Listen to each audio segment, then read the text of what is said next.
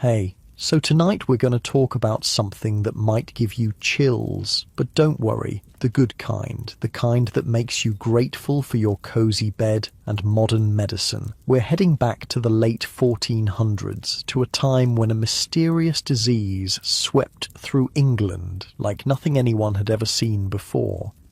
This mysterious illness would come and go over the next 66 years, striking fear into the hearts of everyone from peasants to kings. And the wildest part? It could kill you in 24 hours, sometimes less. Imagine falling ill and knowing that by this time tomorrow, you might not be here anymore. But let's back up a bit.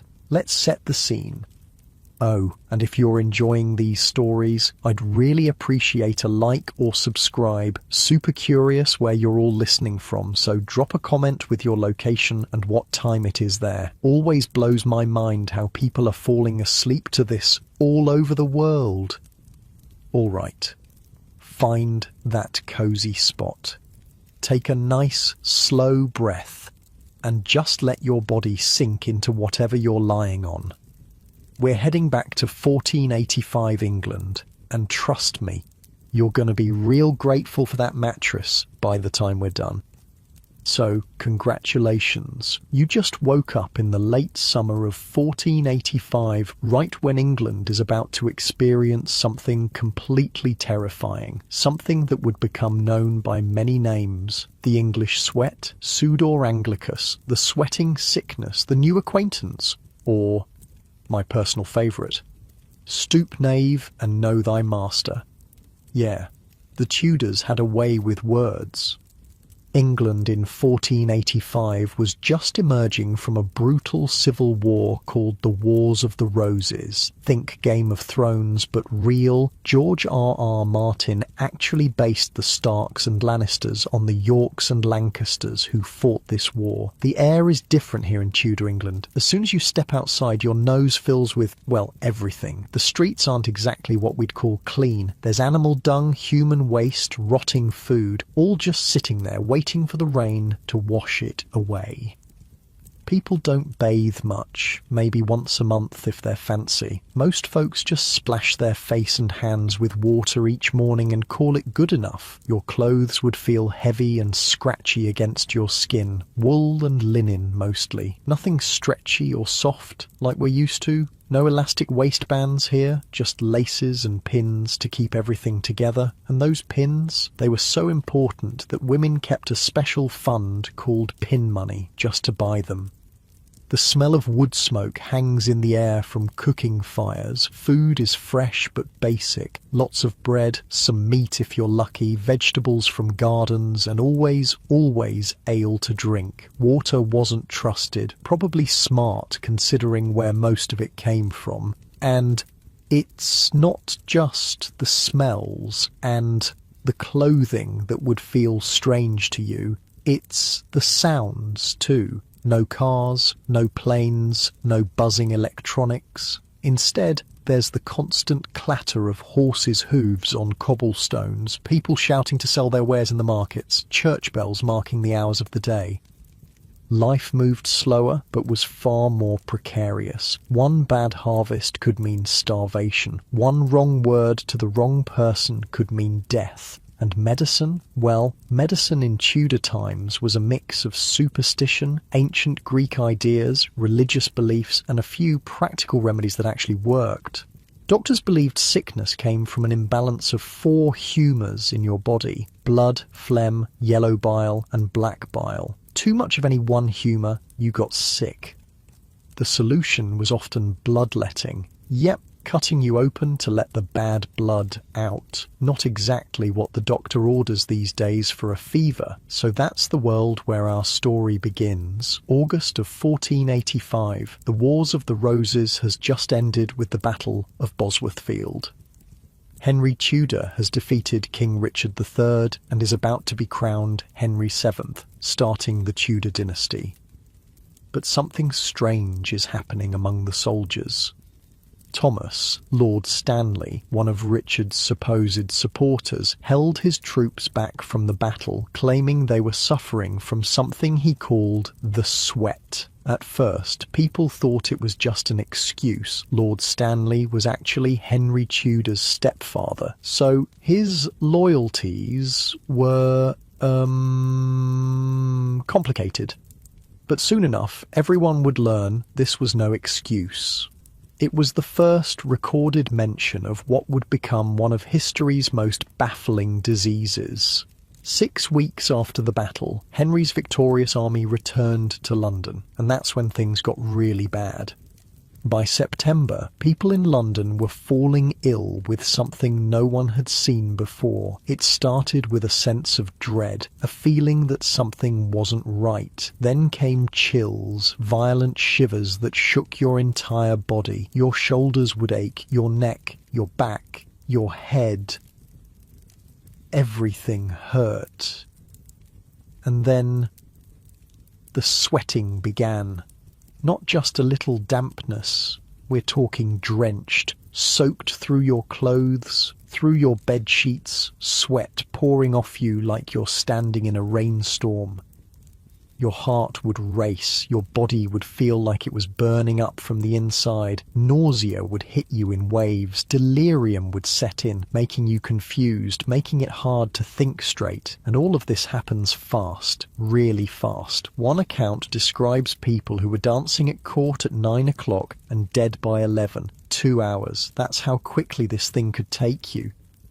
By October, just 1 month after the first cases appeared, 15,000 Londoners had died. 15,000 out of a city of maybe 50,000 people. That's nearly a third of the population gone in 4 weeks. The newly crowned King Henry VII was terrified. He postponed his coronation and fled the city. But no one really knew where to go or what to do. This wasn't like other diseases they knew. It wasn't the Black Death with its telltale buboes. It wasn't smallpox with its distinctive rash.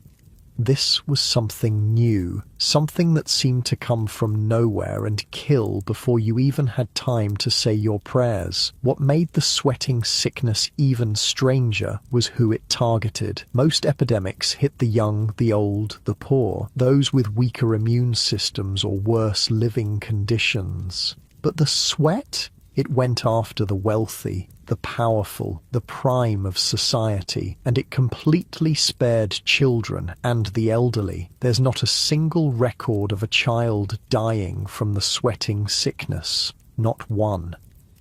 London lost 2 Lord Mayors, 3 sheriffs and 6 aldermen in that first outbreak. Men and women in the prime of their lives, with the best food, the best housing, the best of everything Tudor England had to offer, and none of it mattered. By the time winter came, the outbreak had faded away, as mysteriously as it had appeared. People breathed a sigh of relief. Maybe it was over. Maybe whatever this sweat was, it had run its course. They were wrong. So very wrong. The sickness disappeared for a while, but it would be back. In 1508 it returned for a second wave, less deadly this time, but still terrifying. Then again in 1517, this time just in London, but the 4th outbreak in 1528. That was the worst. It spread through all of England except the far north and Scotland. The death rate was staggering. King Henry VIII, son of Henry VII, who'd survived the first outbreak, was absolutely terrified of getting the disease. When he heard one of his chambermaids had fallen ill, he apparently ran off in great haste to a distance of 12 miles. Can you blame him? Records from the time called it the easiest in the world to die of. Henry broke up his court and kept moving, changing houses like he changed his socks, which, the chronicles tell us, was pretty often. The king was known for being fastidious about his personal cleanliness, even if the world around him was less so.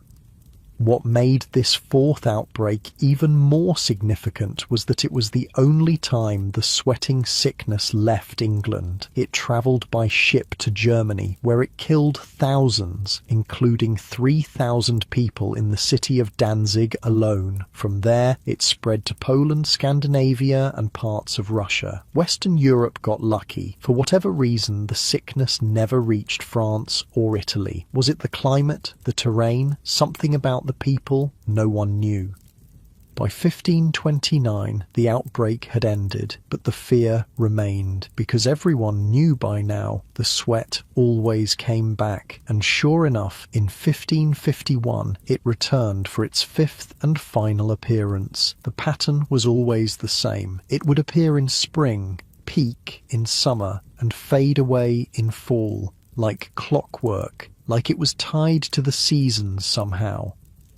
No one in Tudor England had any idea what caused the sweating sickness. Doctors at the time thought it might be a form of influenza. Others blamed evil mists and exhalations drawn out of the ground or impure spirits in the body. A physician named John Caius wrote an entire book about it in 1552. He believed people could avoid getting sick through diet, exercise and moderation in all things. Not exactly wrong, but not exactly right either.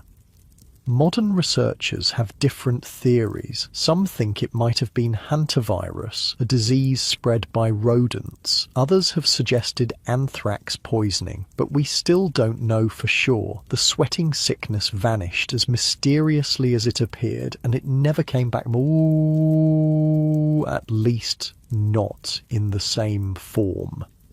There was something similar called the Picardy sweat that appeared in France in 1718, more than 150 years later. It had similar symptoms and was attributed to fleas on field mice, but it also included a rash which wasn't part of the English sweating sickness. So it's not clear if they were the same disease or not. What we do know is that poor sanitation and contaminated water supplies probably played a role. Tudor England wasn't exactly a clean place to live. Houses were built with wattle and daub, wooden frames filled in with a mixture of mud, clay, straw, and sometimes animal dung. Thatched roofs made from bundled reeds provided shelter, but also made excellent homes for rats, mice, and all sorts of insects. Streets were narrow, crowded, and often ankle-deep in mud and waste. Butchers slaughtered animals right in the street, letting the blood run into open gutters. Tanners used urine and feces in their leather-making process, filling the air with the stench. Water came from rivers that doubled as sewers or from wells that could easily be contaminated. Most people drank ale instead, safer because the brewing process killed most germs. The combination of crowded living conditions, poor hygiene, and lots of rodents created the perfect breeding ground for disease. But that still doesn't explain why the sweating sickness targeted the wealthy instead of the poor. One theory suggests that it might have had something to do with the housing boom that happened after the Wars of the Roses ended. With peace finally at hand, people felt safe to invest in property again. The dissolution of the monasteries under Henry VIII created a new wealthy class who built grand houses. Large houses needed large staffs, which needed large kitchens, which attracted rats and mice looking for food. And here's the interesting part. Maybe the wealthy were more likely to get sick because their servants were constantly cleaning, sweeping up rodent droppings, and inadvertently releasing virus particles into the air. The poor, paradoxically, might have been safer because they were less clean. It's just a theory, but it might explain one of the most puzzling aspects of this disease. Let me tell you about one particular outbreak that shows just how devastating the sweating sickness could be. King Edward VI, Henry VIII's son, studied at Cambridge University alongside his friends Charles and Henry Brandon, the sons of the Duke of Suffolk. These boys were among the elite of Tudor society. In 1551, during the final outbreak of the sweating sickness, both Brandon brothers contracted the disease. They died on the exact same day, July 14th, 1551. Charles was about 13 or 14 years old. Henry was 16.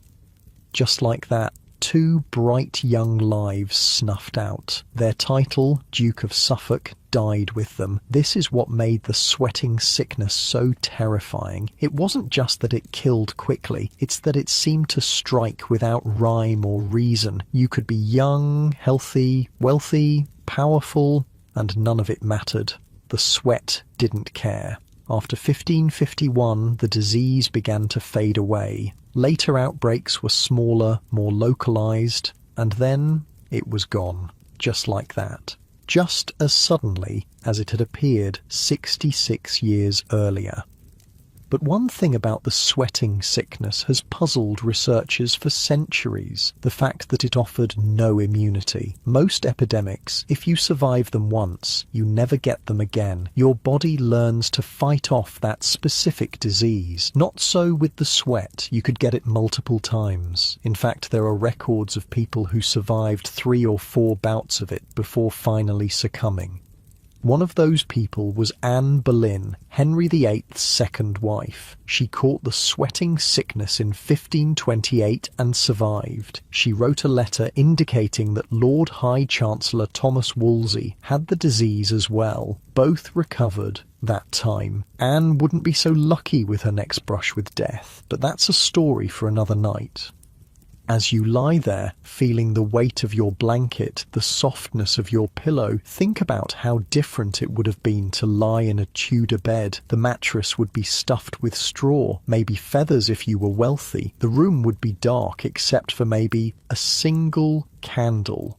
The air would smell of wood smoke and whatever was cooking downstairs. And if you started to feel that sense of dread, that foreboding that marked the beginning of the sweating sickness, well, your chances weren't good.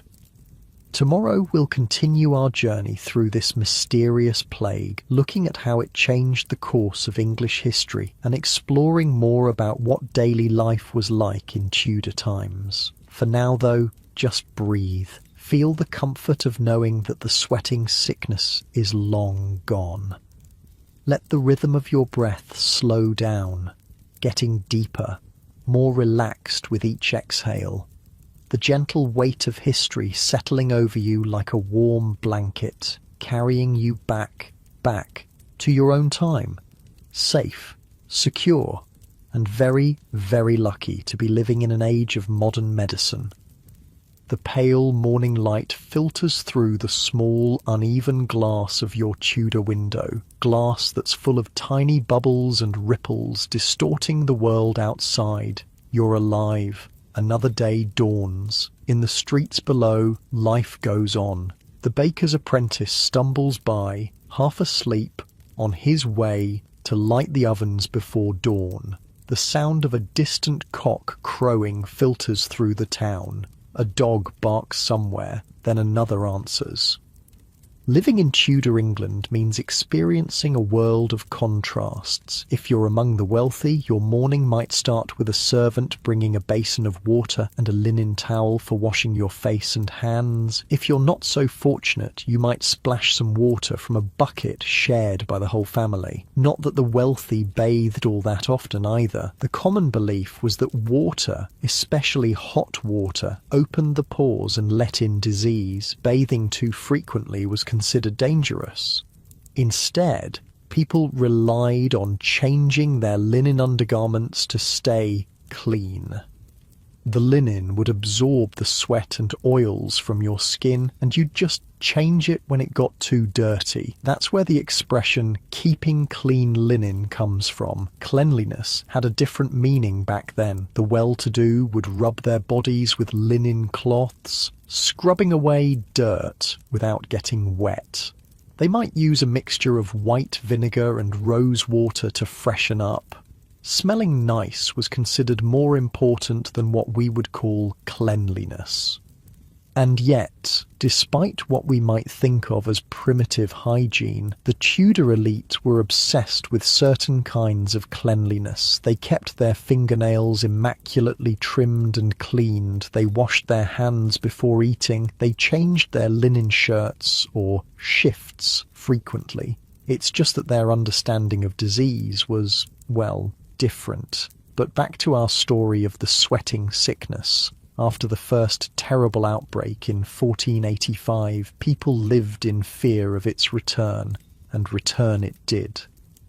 The second outbreak in 1508 was less severe, but still claimed many lives. The third in 1517 was mainly limited to London, but it was the fourth outbreak in 1528 that truly changed the course of history. The sweating sickness didn't just kill thousands of ordinary people, it reached into the highest echelons of power and altered the fate of England itself. Consider this. Henry VIII's obsession with having a male heir is well known. His first wife, Catherine of Aragon, had given him a daughter, Mary, but no sons who survived infancy. By the late 1520s, Henry was desperately in love with Anne Boleyn, but she refused to become his mistress. She wanted to be queen. So Henry began the process of annulling his marriage to Catherine, a process that would eventually lead to England's break with the Catholic Church and the formation of the Church of England, all because Henry wanted a son. And here's where the sweating sickness enters the picture. In the summer of 1528, just as Henry's great matter, his annulment, was being considered, Anne Boleyn contracted the sweating sickness. She was staying at Hever Castle, her family home, when she fell ill. Henry, despite his obsession with Anne, immediately fled to a safe distance. He sent his best physician, William Butts, to care for her instead of visiting himself. The king wrote to Anne, "There came to me suddenly in the night the most afflicting news that could have arrived, to hear of the sickness of my mistress." Anne survived. But the outbreak caused delays in the proceedings for Henry's annulment as various officials fled London to escape the disease. Cardinal Wolsey, whom Anne blamed for delaying the annulment, also caught the sweat that summer. He too survived, though he would later fall from power and die in disgrace in 1530 while being taken to London to face charges of treason. The sweating sickness tore through the Tudor court, claiming many lives and sending others, including the king, fleeing in all directions. The court scattered across the countryside, with Henry changing his residence almost daily, trying to stay ahead of the disease. And here's a thought that might keep you awake at night. What if Anne Boleyn had died of the sweating sickness in 1528? Without Anne, Henry might never have broken with Rome. The English Reformation might never have happened. His daughter Elizabeth might never have been born. The entire course of English history, and therefore world history, might have been completely different. All because of a disease we still can't identify with certainty. The terror of the sweating sickness wasn't just in how quickly it killed, it was in how it killed. Imagine lying in your bed at night, the rushes on the floor crackling slightly as a mouse scurries across them. The room is dark except for a single candle's glow. Outside, the town is quiet. Most people are asleep by now. Suddenly, that feeling, the one survivors described, a sense of doom washing over you. Your heart begins to race. Something is wrong, terribly wrong. You begin to shiver, not the mild kind when you're a bit chilly, but violent full-body tremors that make your teeth chatter, your muscles ache as if you've been beaten, your head pounds. And then comes the heat, a burning, consuming heat that seems to start in your core and radiate outward. Your skin flushes red. Sweat begins to pour from every inch of your body. Not the kind of sweat you get from working hard in the field or from sitting too close to the fire. This is different.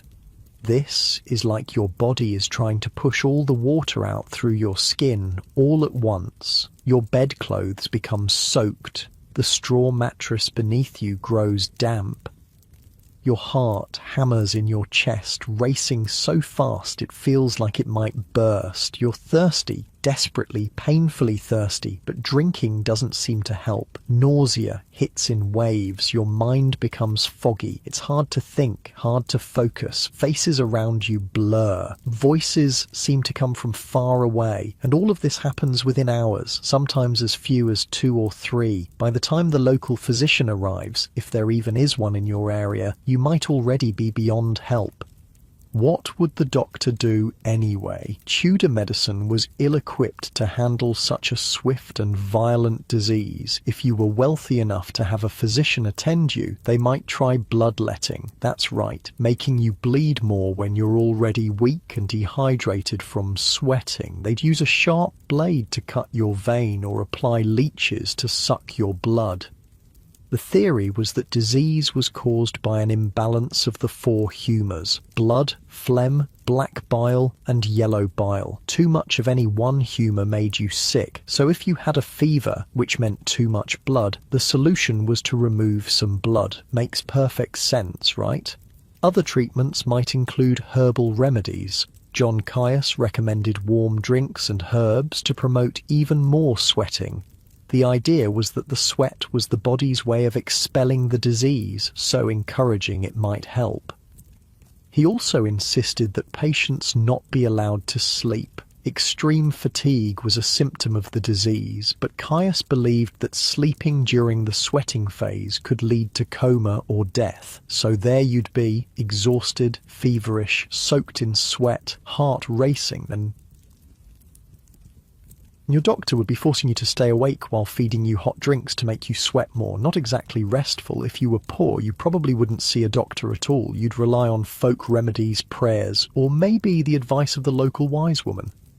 One common treatment for all sorts of illnesses was theriac, a complex mixture containing dozens of ingredients including opium, myrrh, and ground-up viper flesh. It was supposed to be an antidote to all poisons and diseases. Did it work? Probably not for most things. But the opium component might have eased the suffering at least. For the sweating sickness specifically, people tried all sorts of desperate measures. Some wore amulets to ward off the disease. Others sealed themselves in their homes, burning specific herbs they believed would purify the air. Others fled to the countryside, away from the crowded cities where disease spread more easily. This is what Henry VIII did, moving from house to house to escape the contagion. But here's the thing about the sweat. Unlike many other diseases of the time, it seemed to affect rural areas just as badly as cities.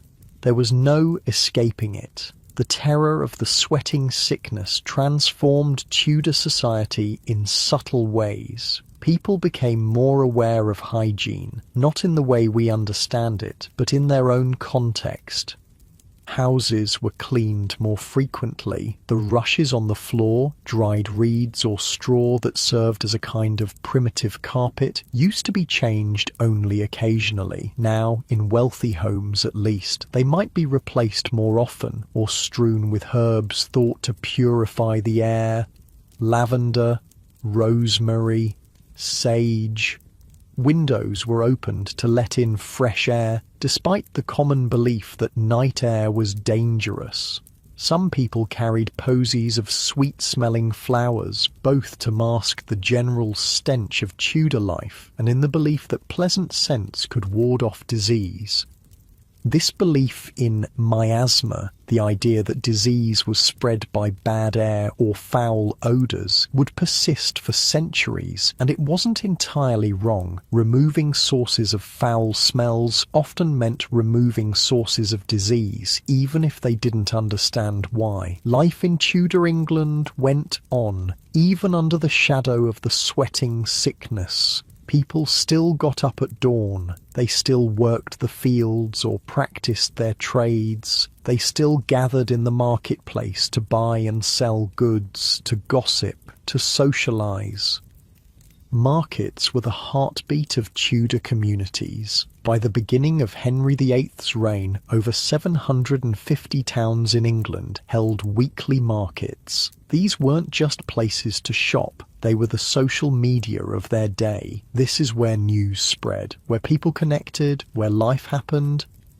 Imagine walking through a Tudor market. The ground beneath your feet is muddy from recent rain. Around you, vendors call out their wares. A fishmonger displays his morning catch on a bed of reeds. A baker sells loaves still warm from the oven. A woman offers bundles of herbs and homemade remedies. The air is thick with smells, some pleasant like fresh bread and roasting meat, others less so. There's the ever-present undercurrent of human and animal waste, the tang of sweat, the earthy smell of vegetables pulled from the ground that morning.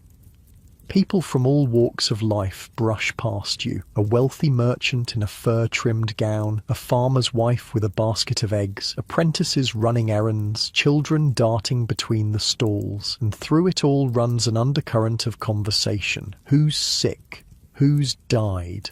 Where the sweating sickness has been seen most recently, how to avoid it, how to cure it. When the sweating sickness was active, these gatherings became both more necessary and more feared. People needed supplies, needed news, but coming together meant risk. Tudor clothing was not just about fashion, it was about practicality, status, and even protection from disease. If you were a common labourer, you'd wear a simple linen shirt next to your skin. Over that would go a woolen tunic or doublet, maybe reaching to your mid-thigh, and woolen hose on your legs.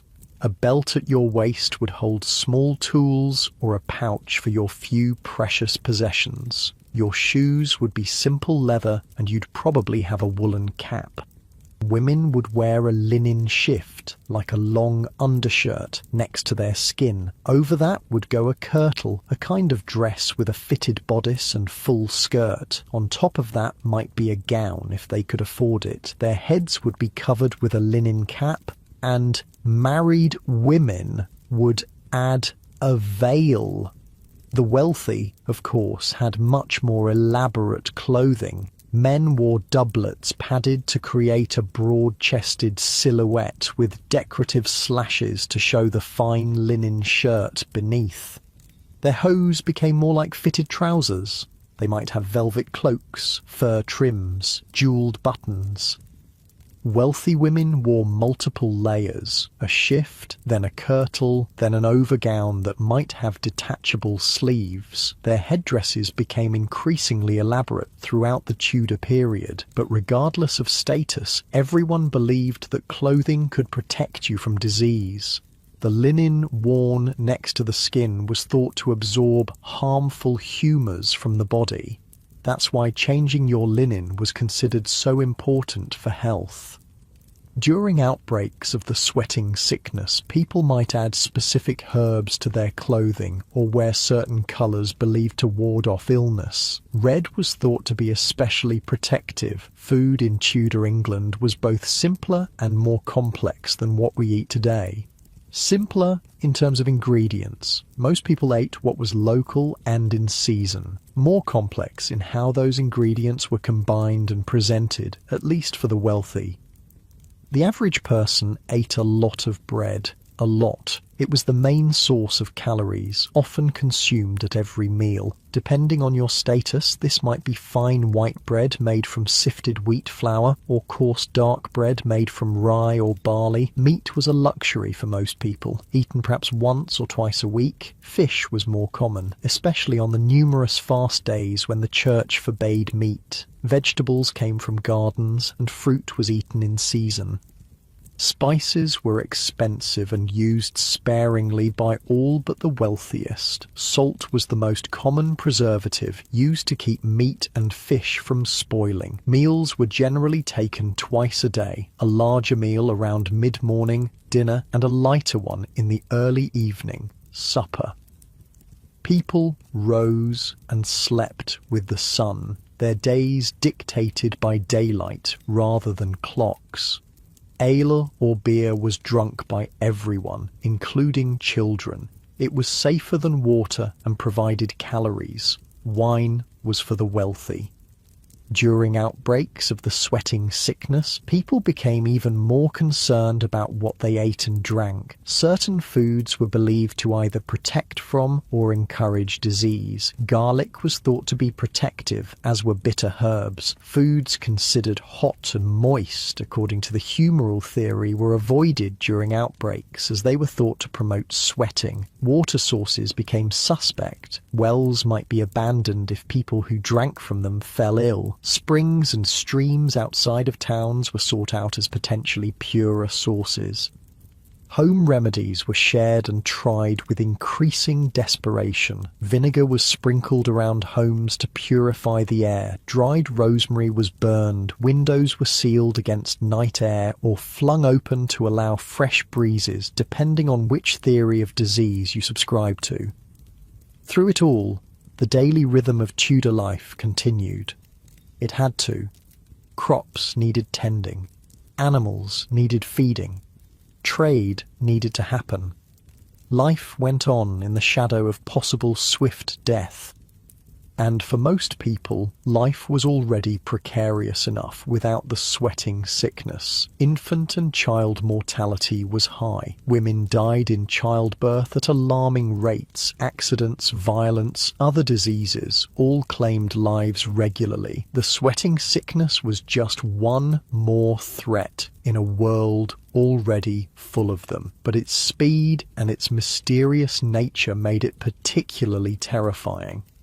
If you survived the initial 24 hours of the disease, you'd likely recover fully, but there was no guarantee you wouldn't get it again during the next outbreak. Unlike many diseases, surviving the sweating sickness once didn't make you immune. This fact alone made it different from other epidemic diseases of the time. The Black Death, for instance, would leave survivors immune, but the sweat could return to claim you even if you'd beaten it before. For the Tudor mind, this suggested something supernatural about the disease. If it wasn't following the normal rules of illness, perhaps it wasn't a natural sickness at all. Maybe it was a divine punishment, or something darker. Let's consider the case of Cardinal Wolsey, Henry's powerful Lord Chancellor. In 1528, during the fourth outbreak, Wolsey contracted the sweating sickness. He survived, but the experience seems to have shaken him deeply. Wolsey had been tasked with securing Henry's annulment from Catherine of Aragon. His failure to do so, combined with Anne Boleyn's enmity toward him, led to his downfall. In 1529, he was stripped of his government office, though he remained Archbishop of York. By 1530, he was being brought to London to face charges of treason. He never arrived. He fell ill at Leicester Abbey and died there on November 29th. His famous last words reflect his regrets. "If I had served God as diligently as I have done the king, he would not have given me over in my grey hairs."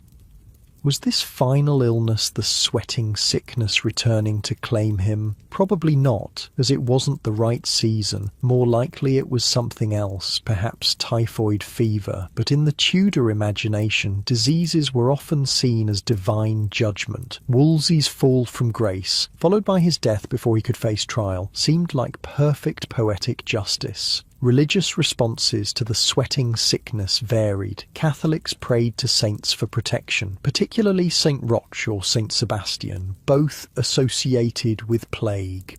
Processions and masses were held to ask for divine intervention. As Protestantism began to take hold in England, particularly after Henry VIII's break with Rome, the response shifted. Protestant preachers might present the disease as God's judgment on a sinful nation, calling for repentance rather than saintly intercession. Either way, the sweating sickness strengthened the role of faith in people's lives. When medicine offered little help and the disease struck so swiftly, prayer seemed the only recourse. Churches remained open during outbreaks, despite the risk of contagion. The comfort of ritual and community outweighed the danger for many, and if death might come at any moment, better to be right with God, just in case. For the common people, life during an outbreak became a balance between necessary activities and caution.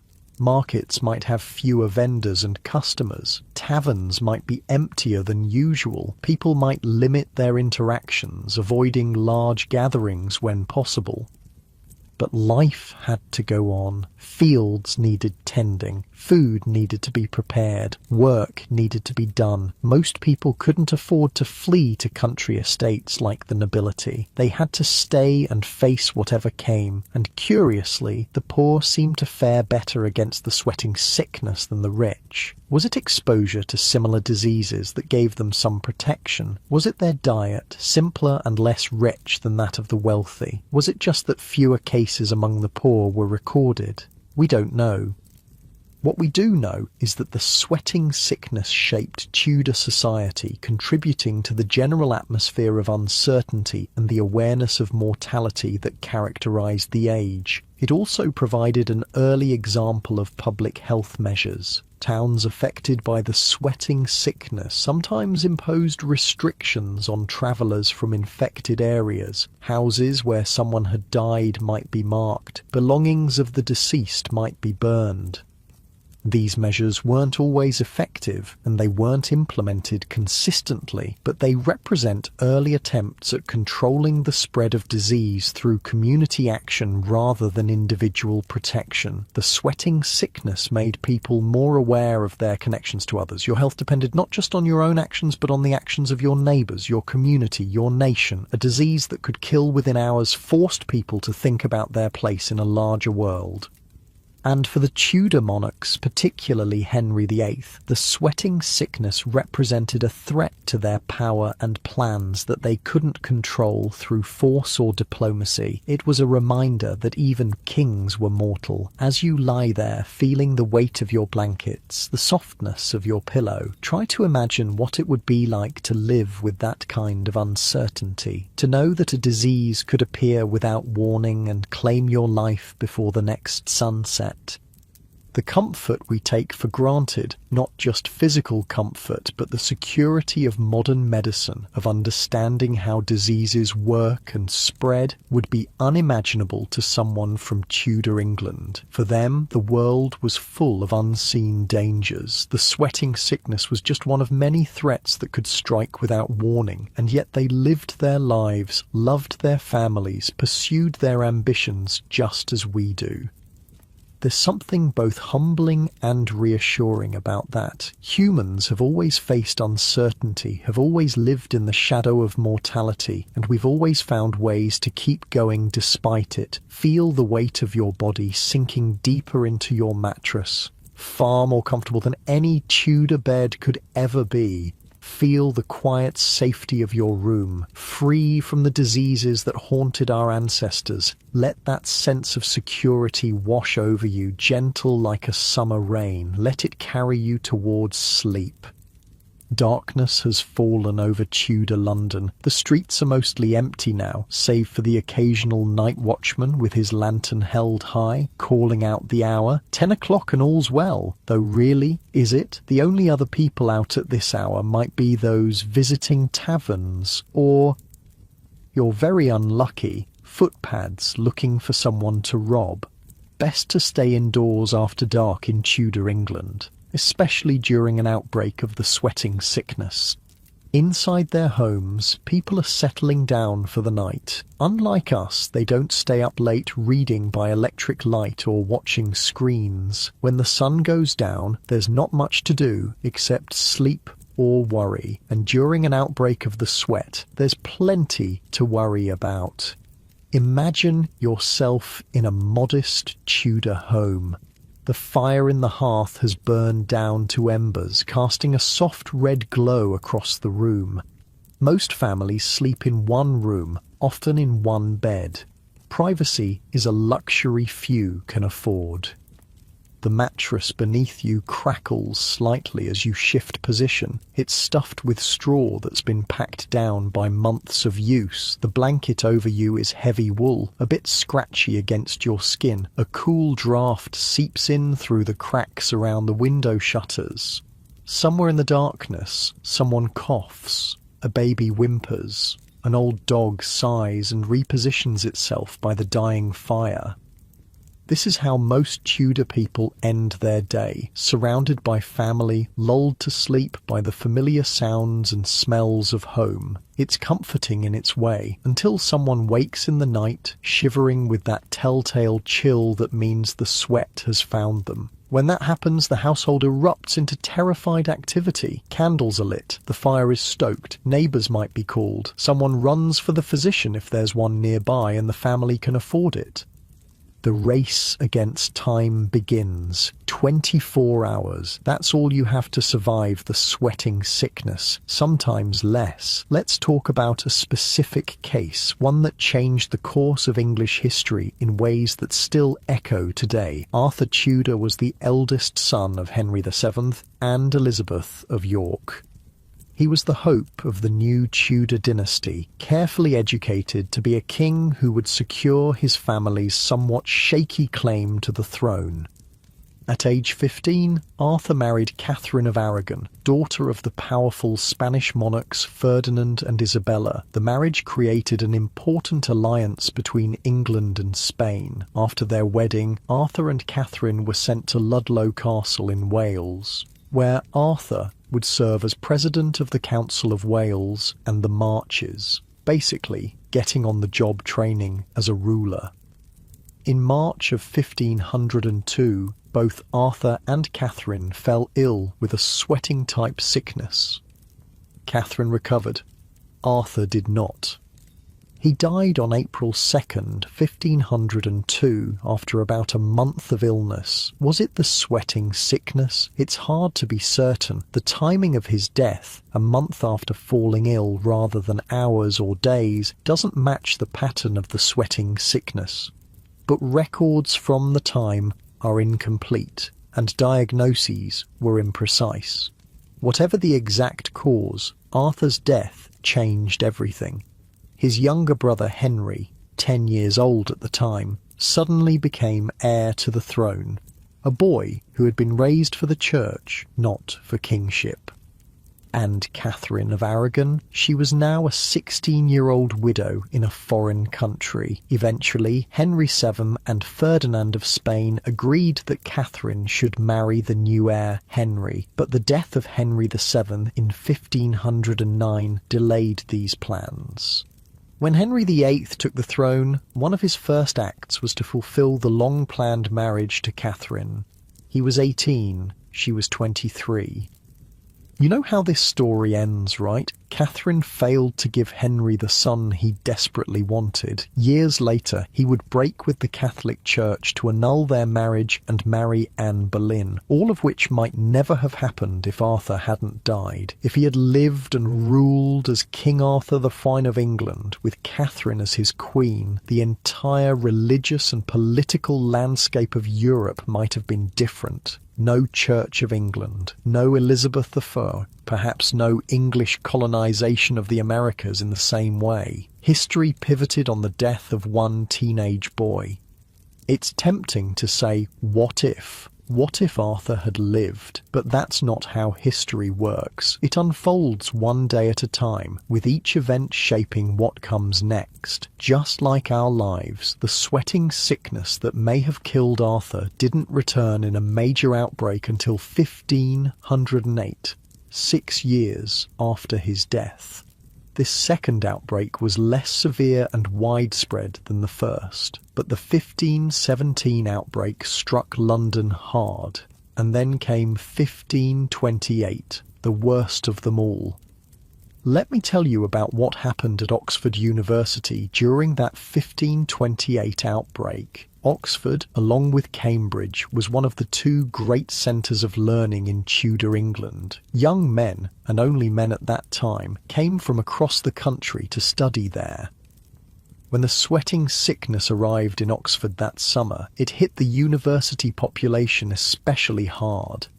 Thomas Forrest, a student at Christ Church College, left a vivid account. "The sweat began with us the 5th of July and continued until the 12th of August. In Oxford died of the same sweat many scholars very well learned. The university essentially shut down. Students and faculty who could afford to leave the city did so. Those who remained lived in fear." William Carey, the husband of Mary Boleyn, Anne's sister, was among the victims that year. He died on June 23rd, leaving Mary a widow with 2 young children.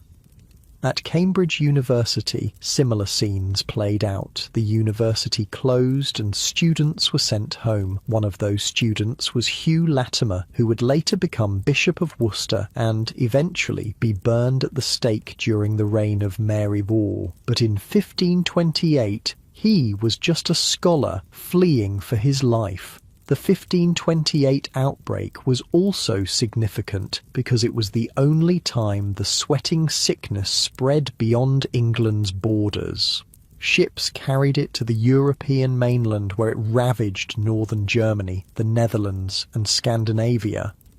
In the German city of Hamburg, contemporary accounts claim that more than 1,000 people died in 4 days. The city of Lübeck reported that within a few weeks more than 2,500 people had died. In Copenhagen, Denmark, the death toll reached 4,000 for a disease that had previously remained confined to England, with a few cases in Ireland. This sudden international spread was terrifying. It seemed like the beginning of a pandemic that might sweep all of Europe.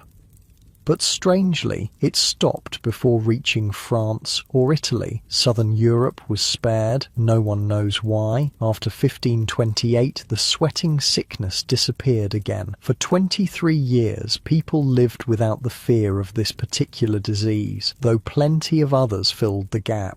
Then, in the hot summer of 1551, it returned for its 5th and final appearance. By this time, Henry VIII was dead. His son, Edward VI, sat on the throne, or rather, ruled through a council, as he was only 14 years old.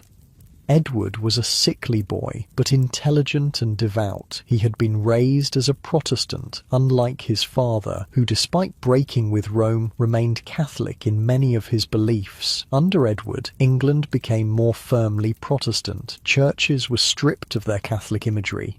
The Book of Common Prayer was introduced, establishing English rather than Latin as the language of worship. All these religious changes created tension. Many people, especially in the countryside, resented the disappearance of familiar rituals and saints. Others embraced the new ways eagerly. When the sweating sickness returned in 1551, it entered this charged atmosphere. Some saw it as divine punishment for religious changes, others saw it as a test of faith. One of the most notable victims of this final outbreak was not a single person, but a pair of brothers. Remember the Brandon boys I mentioned earlier? Charles and Henry Brandon were the sons of Charles Brandon, Duke of Suffolk, and his 4th wife, Catherine Willoughby.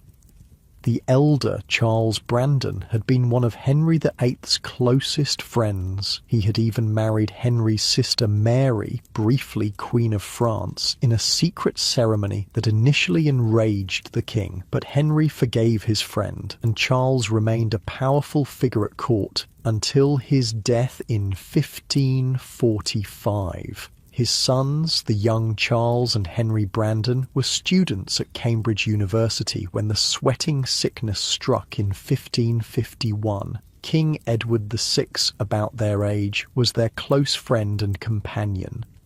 On July 14th, both Brandon boys fell ill with the sweating sickness at the Bishop of Lincoln's residence in Huntingdonshire. Despite the best medical care available, they both died that same day, Charles at about age 14, Henry at age 16. With their deaths, the male line of the Dukes of Suffolk became extinct. The title would later be recreated for other families, but the original Brandon line was gone. Edward VI was devastated by the loss of his friends. He wrote in his journal, "Two noblemen's sons died of the sweating sickness, Charles and Henry Brandon, one 15 years of age and the other 13. His account was slightly off. Henry was 16, not 13. But the pain of loss is clear. These were boys Edward had studied with, played with, grown up with, and now they were gone, taken within hours by a disease no one understood. This brings us to an important question. What exactly was the sweating sickness? Modern researchers have proposed several theories. One of the most compelling is that it was a form of hantavirus pulmonary syndrome. Hantaviruses are spread by rodents, specifically by breathing in dust contaminated with rodent droppings or urine. The symptoms match those of the sweating sickness: sudden onset, fever, headache, muscle aches, extreme fatigue, and profuse sweating. The fact that the disease struck in summer months when rodent populations would be at their peak supports this theory. So does the fact that it affected the wealthy more than the poor. Remember how I mentioned earlier that wealthy Tudor houses were being built and renovated at a rapid pace during this period? Well, when you disturb old buildings or build new ones, you're likely to disturb rodent nests. And the most zealous cleaning, which would have happened in wealthy households, could actually make things worse by stirring up dust containing dried rodent waste. Servants sweeping and cleaning might have been inadvertently releasing virus particles into the air. The wealthy, living in these freshly cleaned environments, would have been more exposed than the poor. Other theories include a particularly virulent form of influenza, typhus, or even anthrax, but none of these quite match all the symptoms and patterns of the sweating sickness. We'll probably never know for certain what caused it. The disease disappeared after 1551 and never returned in the same form, but its impact lingered in the collective memory. References to the English sweat appeared in medical texts and historical accounts for centuries afterward. It became a benchmark for swift and mysterious illness.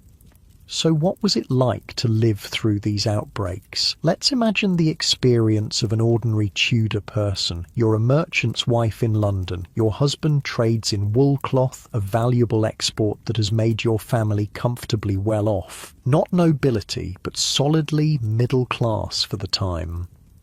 Your home is a timber-framed building near Cheapside, one of London's main commercial streets. It's 3 stories tall, with your husband's shop on the ground floor, living quarters on the middle floor, and sleeping chambers above. You have 3 servants, a cook, a maid, and an apprentice who helps in the shop. Word reaches you that the sweating sickness has returned to London. At first, it's just rumours. Someone heard that a merchant from Bristol fell ill after arriving in the city. A woman collapsed in St. Paul's churchyard.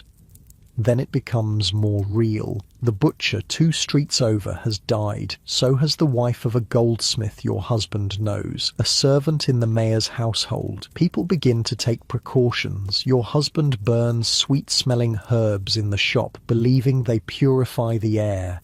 You make sure the servants change the rushes on the floor more frequently. You give your children garlic to eat and hang dried rosemary in the bedchambers. Some of your neighbours leave the city, retreating to country homes or staying with relatives in areas not yet affected. But your husband's business is here. You can't just leave. Then one morning, your maid doesn't come down to start the fire. You find her in her small chamber off the kitchen, shivering violently despite the summer heat. Her eyes are glassy. She tells you she feels a terrible sense of dread. You know what this is. You've heard the descriptions too many times. You send the apprentice for a physician, but in your heart you know it's already too late. By midday, the maid is drenched in sweat, her skin flushed red, her breathing rapid and shallow. The physician arrives, solemn-faced, a pomander of aromatic herbs held to his nose to protect himself from contagion. He bleeds her, but it seems to make no difference. By evening, she's gone. A life ended in less than a day. Now the fear truly takes hold. Has she infected others in the household? Will you be next? your children, your husband? You scrub the maid's chamber with vinegar. You burn her bedding and clothing. You pray fervently, lighting candles to saints known for protecting against plague and sickness. For the next few weeks, you live in a state of constant anxiety. Every headache, every chill could be the beginning of the sweat. You scrutinize your family members for any sign of illness, but somehow you are spared. The disease passes through London like a storm, leaving death in its wake, but your household remains intact. When it's finally over, when no new cases have been reported for several weeks, life begins to return to normal. Markets fill again. Churches hold services of thanksgiving. People emerge from their self-imposed isolation until the next time, because that's the thing about the sweating sickness during the Tudor period. It always came back, until suddenly, after 1551, it didn't. The final outbreak in 1551 was centred in the north of England, particularly in Chester. John Caius, the physician who wrote the definitive contemporary account of the disease, was there to witness it. Despite its reputation for high fatality, Caius noted that in Chester, the 1551 epidemic did not have a marked effect on the demographics of the population. Records of burials and wills suggest that while many people fell ill, the death rate wasn't as catastrophic as in previous outbreaks. After Chester, the disease appeared in a few other locations, Devon, Exeter, Colchester, but these outbreaks were increasingly isolated and limited, and then nothing. The English sweating sickness vanished from history. Why? No one knows for certain. Diseases sometimes burn themselves out by becoming less virulent over time, or the population develops immunity, or the conditions that allowed the disease to spread change. Whatever the reason, the disappearance of the sweating sickness was as mysterious as its arrival. Let's take a moment to feel what that relief must have been like. After almost 70 years of intermittent terror, the disease simply stopped. The sword that had hung over Tudor England was finally sheathed. People could gather without fear, travel without worry, plan for the future with more confidence. The shadow had lifted. For us, lying here in our comfortable modern beds, it's hard to fully comprehend what it was like to live with that level of uncertainty. Yes, we've had our own pandemics and health scares, but we understand the causes. We have treatments, vaccines, antibiotics. Tudor people had none of that. They had prayer, folk remedies, and hope. That's all. Feel the weight of your body against your mattress, the softness of your pillow, the gentle rhythm of your breathing, in and out, in and out. These simple comforts would have been so different in Tudor times. Your mattress would be lumpy with straw or wool. Your pillow, if you had one, might be stuffed with down feathers if you were wealthy, or more straw if you weren't. Your blanket would be heavy wool, possibly itchy against your skin. The air in your room would smell of wood smoke from the fire, of whatever herbs were strewn on the floor or hanging from the rafters, of the people sharing the space with you. Privacy was a rare luxury. Most people slept in communal rooms, sometimes multiple people to a bed. The sounds of the night would be different too. No distant traffic, no hum of electronics. Instead, you might hear the call of the night watchman marking the hours, the barking of dogs, the occasional shout or song from late revellers making their way home from a tavern. And there would be the ever-present awareness of mortality. Not just from the sweating sickness, but from all the myriad dangers of Tudor life. Childbirth, infection from minor wounds, accidents, violence, other diseases like smallpox, typhus, tuberculosis.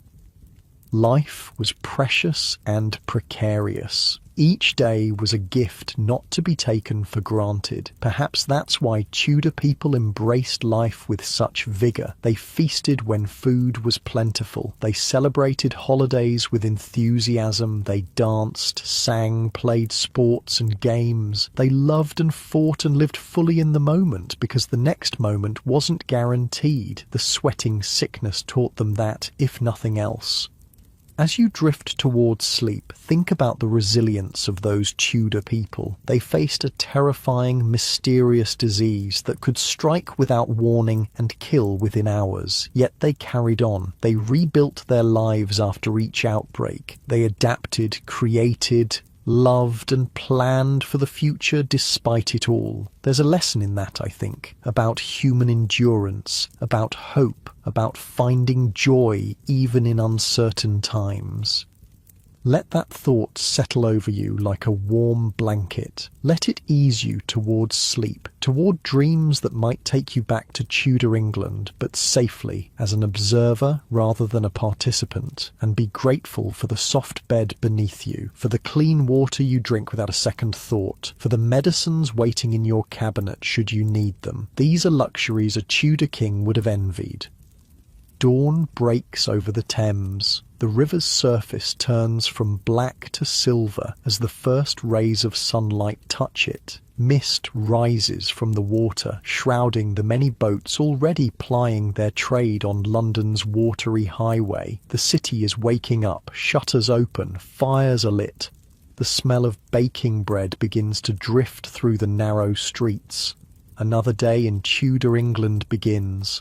For those living through the times of the sweating sickness, each morning brought a strange mix of dread and gratitude. Dread of what the day might bring. Gratitude for having survived another night. Let's look more closely at how the sweating sickness affected Tudor society beyond just the death toll, because diseases don't just kill, they change how people live, how they think, even how they build their homes. Architecture in Tudor England was evolving rapidly. The end of the Wars of the Roses had brought a new stability that encouraged building. Henry VIII's dissolution of the monasteries in the 1530s released vast amounts of land and building materials onto the market. Suddenly, a new class of wealthy merchants and gentry could afford to build grand houses, and build they did. The distinctive Tudor style, half-timbered walls with the wooden beams exposed, large mullioned windows, decorative chimney stacks, began to appear across the English landscape.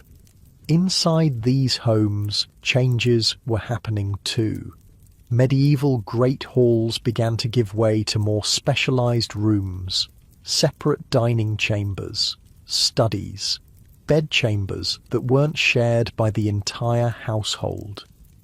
Some of these changes were driven by changing tastes and increased wealth, but some may have been influenced by experiences with diseases like the sweating sickness. When an illness can spread rapidly through a household, having more separate spaces suddenly seems like a good idea. Being able to isolate the sick becomes valuable. Windows that can be opened to let in fresh air become more important. We don't have direct evidence that the sweating sickness led to these architectural changes, but the timing is suggestive. As the disease made its repeated appearances throughout the Tudor period, homes were becoming more compartmentalised, more private. Personal hygiene practices may have been influenced as well. While Tudor people didn't bathe often by our standards, they did care about cleanliness. The wealthy changed their linen undergarments frequently. They washed their hands and faces daily. They cleaned under their fingernails and used tooth-cleaning preparations made from herbs and chalk. During outbreaks of the sweating sickness, these practices may have intensified. Contemporary accounts suggest that people became more concerned with corrupted air and tried various methods to purify their surroundings. The wealthy might carry pomanders, balls of aromatic substances like ambergris, civet, musk, and herbs to ward off disease. These were typically held in ornate metal containers that could be worn on a chain or belt. Windows might be opened to let in fresh air, or sealed tight, depending on which theory of disease transmission you believed in. Floors might be strewn with fresh herbs rather than the traditional rushes, which could harbour all sorts of unpleasant things. In a world without germ theory, people were trying anything that might work. Religion, as we've seen, was deeply intertwined with medicine in Tudor England, but as the sweating sickness continued to appear and disappear mysteriously, it may have contributed to subtle shifts in religious thinking. The Protestant Reformation was gaining momentum during this period, challenging the authority of the Catholic Church. One aspect of this challenge was questioning whether saints could intercede to protect people from disease. When prayer to St. Roch or St. Sebastian didn't stop the sweating sickness, it might have made some people more receptive to Protestant ideas. On the other hand, the terror of sudden death might have made others cling more tightly to familiar religious practices. Religion in Tudor England was a complex and contested arena. Henry VIII's break with Rome wasn't primarily about theology. It was about his desire to annul his marriage to Catherine of Aragon. But once that break happened, it opened the door for more radical religious changes.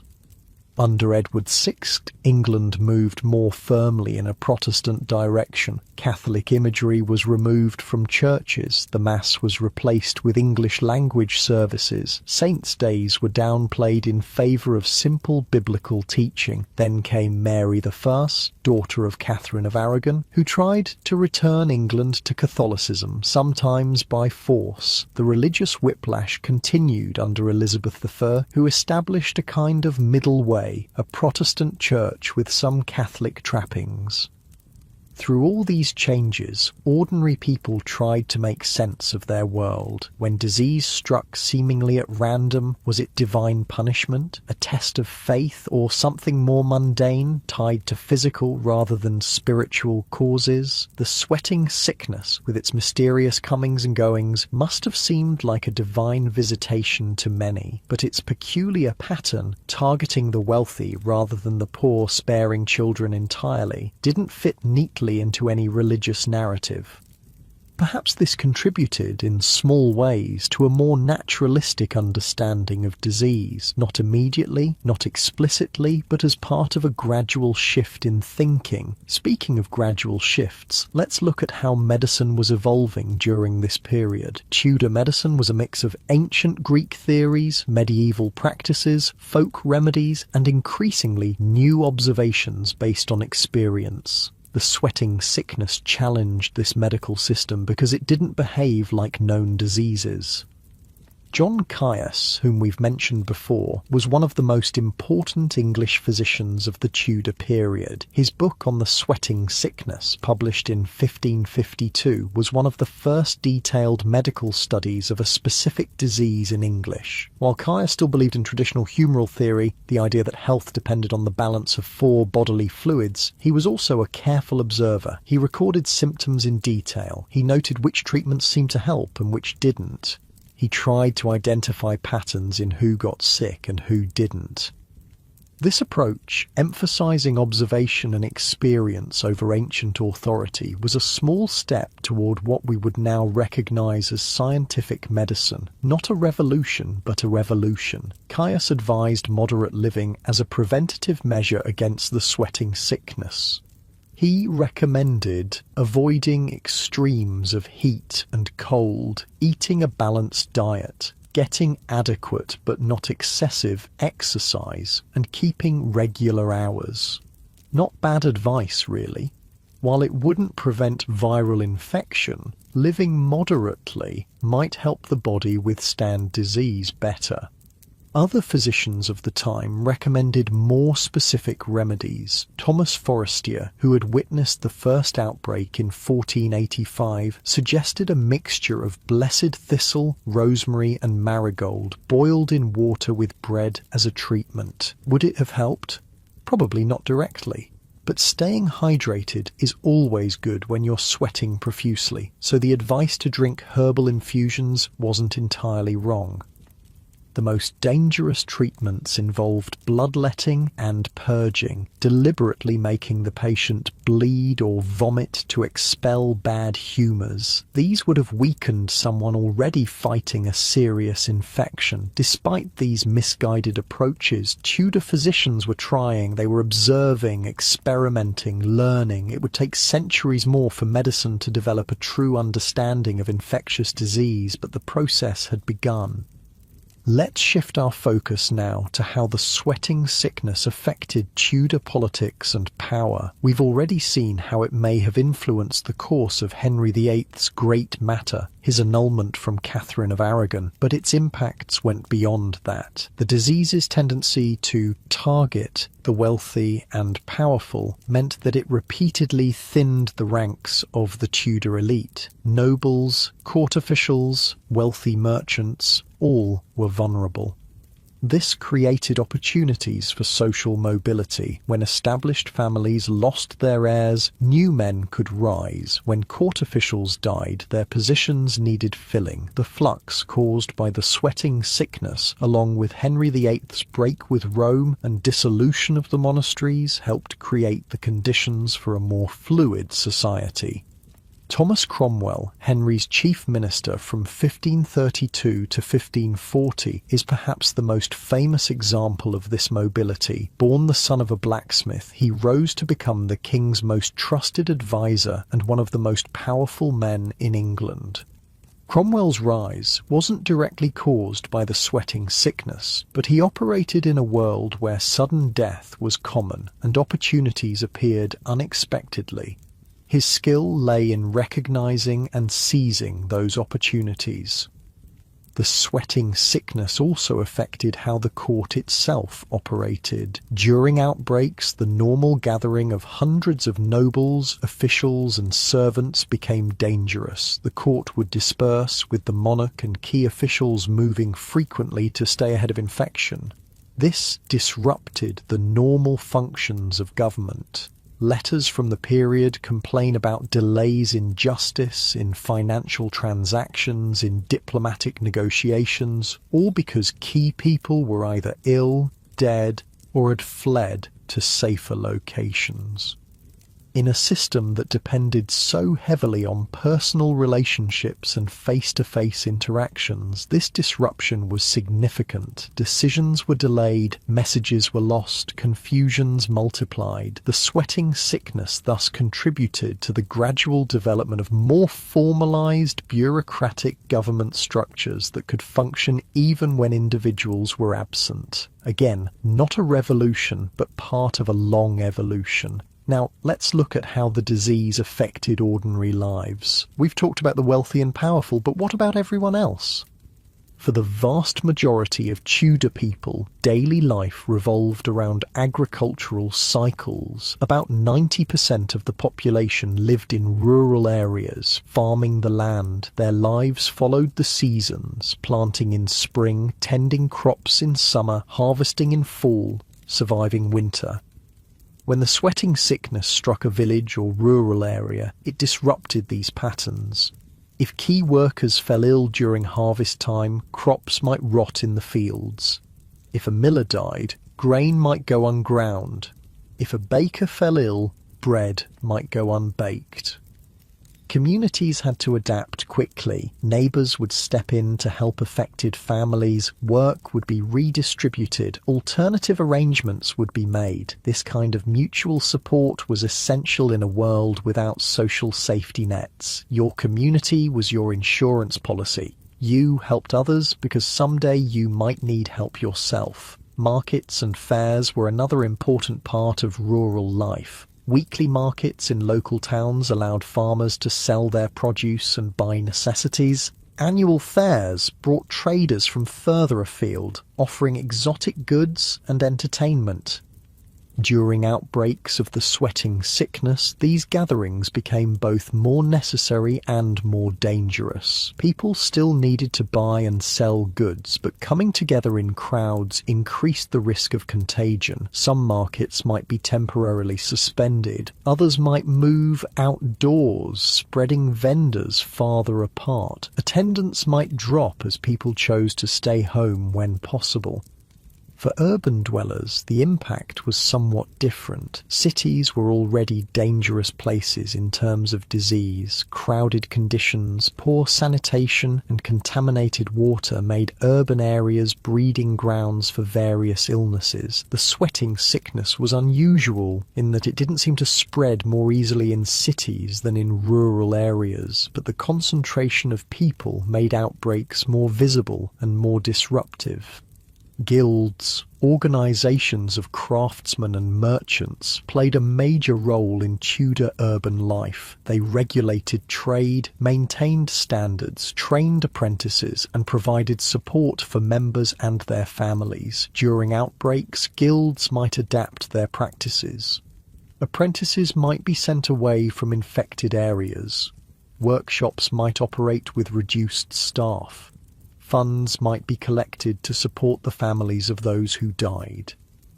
The sweating sickness thus tested and sometimes strengthened these social structures. Communities that pulled together to face the disease often emerged with stronger bonds, despite their losses. Let's think about the specific experience of women during these outbreaks. In Tudor society, women were generally responsible for the health of their households. They prepared remedies, nursed the sick, and made decisions about hygiene and diet that could affect the family's well-being. During outbreaks of the sweating sickness, this responsibility would have felt particularly heavy. The disease struck so quickly that there was little time for outside help. The initial care, perhaps the only care a victim would receive, would come from the women of the household. Women shared remedies and advice, creating informal networks of medical knowledge. Many of these remedies were based on herbs grown in kitchen gardens, plants like rosemary, sage, lavender, and thyme that had genuine antiseptic or calming properties. While these treatments couldn't cure the sweating sickness, the act of doing something, of taking action rather than passively waiting, probably provided psychological comfort to both caregivers and patients. For pregnant women, the sweating sickness posed a particular threat. Pregnancy already carried high risks in the Tudor period, with maternal and infant mortality rates that would horrify us today.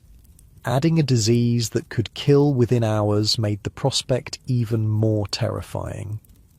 Records don't indicate whether pregnant women were more vulnerable to the sweating sickness or suffered worse outcomes, but the stress alone must have been tremendous. Let's take a moment to imagine a specific scene, a Tudor bedroom where someone has just fallen ill with the sweating sickness. The room is dimly lit by a single candle. The walls are plastered and painted with simple designs, perhaps flowers or geometric patterns. A wooden bed frame dominates the space, with a straw mattress covered by linen sheets and woolen blankets. The patient lies on the bed, already beginning to sweat profusely. Their skin is flushed red. Their breathing comes in rapid, shallow gasps. Their eyes are bright with fever. Around the bed, family members move with urgent purpose. A woman wrings out a cloth in a basin of cool water and places it on the patient's forehead. Someone else mixes an herbal infusion in a pottery cup. A third person kneels in the corner, praying fervently.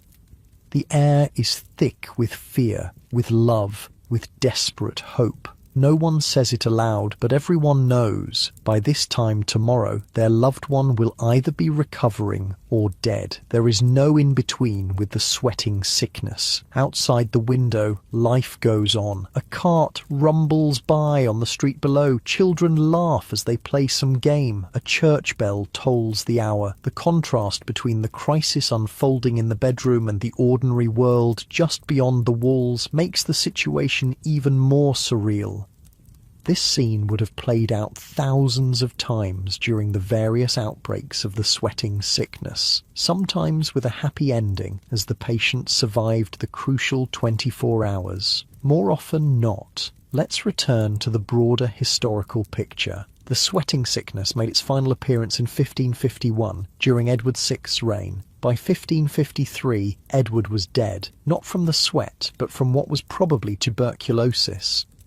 His death sparked a succession crisis. Edward had named Lady Jane Grey, his Protestant cousin, as his heir, bypassing his half-sisters Mary and Elizabeth. Jane ruled for just 9 days before Mary I claimed her rightful place on the throne. Mary, a devout Catholic, set about reversing the Protestant reforms of her brother's reign. Those who resisted, including former Archbishop of Canterbury Thomas Cranmer, were burned at the stake as heretics. Mary's reign was brief, just 5 years, and troubled by failed harvests, economic problems, and an unpopular marriage to Philip II of Spain. When she died childless in 1558, her half-sister Elizabeth took the throne. Elizabeth I would reign for 45 years, establishing a stability that England hadn't known since before the Wars of the Roses. Under her rule, England became a major European power, defeated the Spanish Armada, and began its first colonial ventures. The Elizabethan era also saw a flowering of culture, with writers like William Shakespeare, Christopher Marlowe, and Edmund Spenser creating works that still resonate today. And through it all, through religious upheaval, political intrigue, international conflicts, and cultural renaissance, the sweating sickness remained absent. The disease that had terrorized England for over 6 decades never returned. Its disappearance remains one of history's medical mysteries. Did the virus, if it was a virus, mutate into a less lethal form? Did the human population develop immunity? Did changes in housing, clothing, or behavior reduce exposure to whatever caused it? We don't know. We may never know. Like so many historical puzzles, this one may remain unsolved. But the impact of the sweating sickness on Tudor England is clear. It shaped royal succession, influenced architectural and hygiene practices, tested social bonds, and remained a source of terror for generations. As we lie here in our comfortable modern beds, it's worth remembering that the security we feel, our confidence that we won't suddenly be struck down by a mysterious disease that kills within hours, is a relatively recent luxury. For most of human history, people lived with levels of uncertainty we can barely imagine. Death could come swiftly, without warning, at any age. Medical knowledge was limited, treatments were often ineffective or actively harmful. And yet they lived, they loved, they created beauty, they built for the future, they found joy where they could. There's something profoundly moving about that resilience, about the human capacity to continue in the face of terrible uncertainty. Feel the weight of your body sinking deeper into your mattress. Feel the gentle rise and fall of your breath. Feel the quiet darkness around you, safe and secure. The sweating sickness is long gone. The people who lived through it, who feared it, who died from it, they're gone too. But their stories remain. Their legacy continues in the world we've inherited. In the buildings that still stand from Tudor times, in the literature and art they created, in the religious settlements they established, in the political systems they developed, and perhaps most importantly, in the lesson they teach us about human endurance, about finding ways to live fully even in the shadow of uncertainty. As you drift towards sleep, carry that thought with you, the knowledge that we are part of a long human story of survival, of adaptation, of finding beauty and meaning even in difficult circumstances. Let that connection to the past comfort you. Let it remind you of your place in the grand tapestry of human experience. And sleep well, knowing that you are the fortunate inheritor of centuries of human struggle, human wisdom, and human hope. Night has fallen once more over our imaginary Tudor town. Stars prickle the sky, visible in the darkness in ways we rarely see them today. No light pollution dims their brilliance. No electrical hum disturbs the quiet. The only sounds are the soft murmur of the river, the occasional hoot of an owl, the distant barking of foxes in the woods beyond the town walls. The night watchman calls the hour, his voice echoing down empty streets. Inside their homes, Tudor people sleep, some in feather beds with embroidered canopies, if they're wealthy, others on simple pallets stuffed with straw, all in darkness broken only by the occasional gleam of moonlight through a window or the dying embers of a fire. They sleep and they dream, unaware that they're living through what future historians will call the Tudor period, a time of profound change, of religious reformation, of cultural flowering, and yes, of mysterious disease. We've explored how the sweating sickness affected Tudor England, from the royal court to ordinary households. We've seen how it may have altered the course of history by killing some and sparing others, by disrupting plans and changing successions.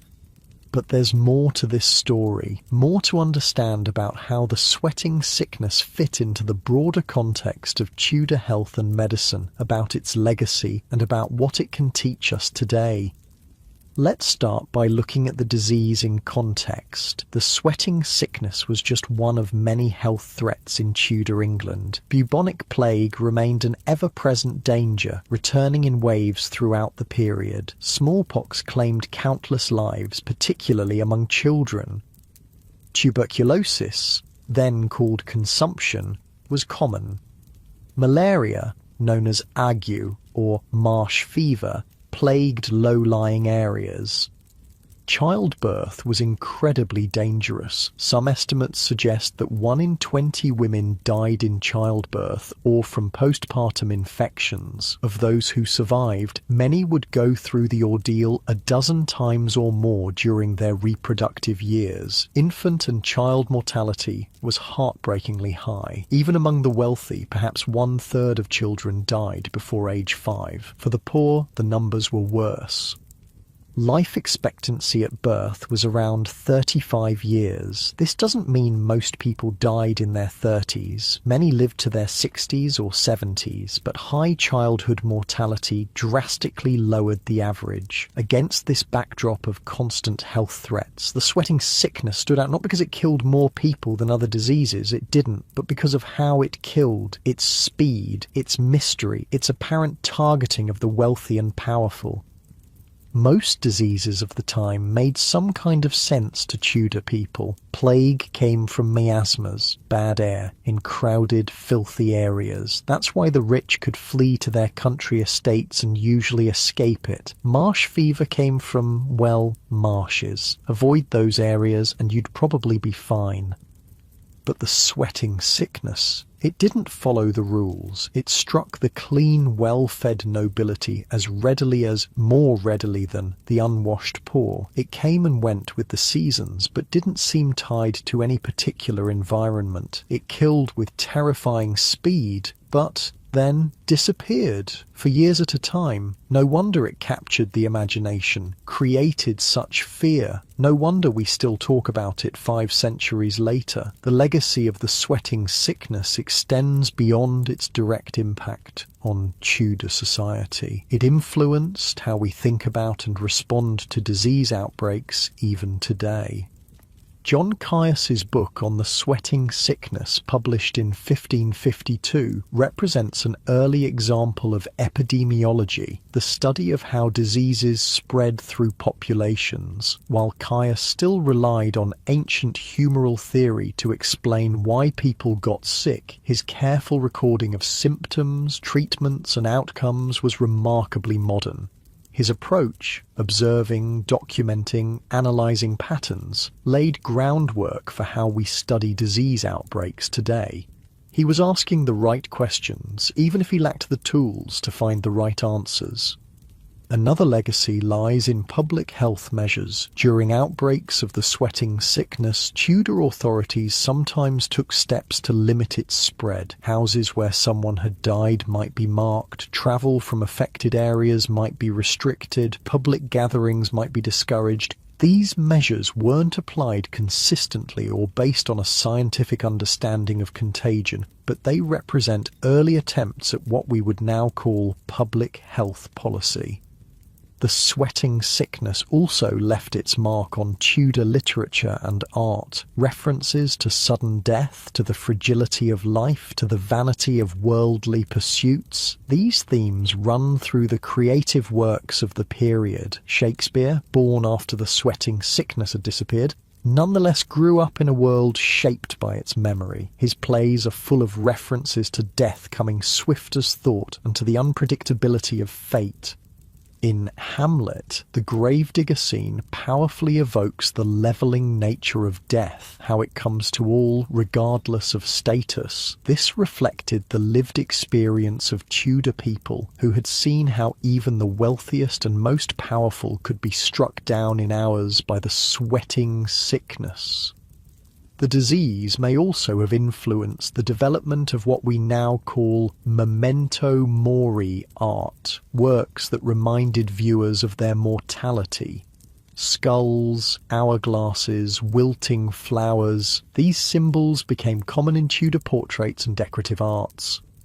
Such reminders weren't meant to be morbid, rather they encouraged people to live virtuous lives in preparation for a death that might come at any time. When the sweating sickness could claim you before the next sunrise, such reminders must have seemed particularly apt.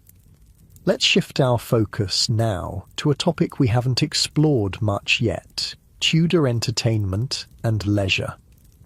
Even in the shadow of diseases like the sweating sickness, people found ways to enjoy life.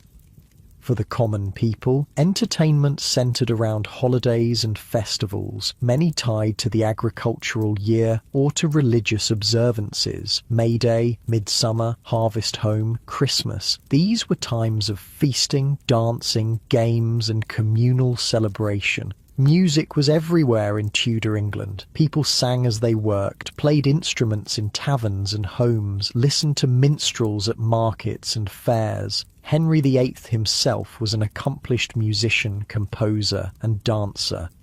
Games and sports were popular across all social classes. Children played with hoops, balls and tops. Adults enjoyed board games like chess and backgammon. Outdoor sports included football, much rougher than today's version, wrestling, archery and various ball games. Blood sports were also common. Bear baiting, bull baiting and cockfighting attracted large crowds. To modern sensibilities, these seem cruel, but Tudor people saw them differently, as tests of courage and demonstrations of the natural order.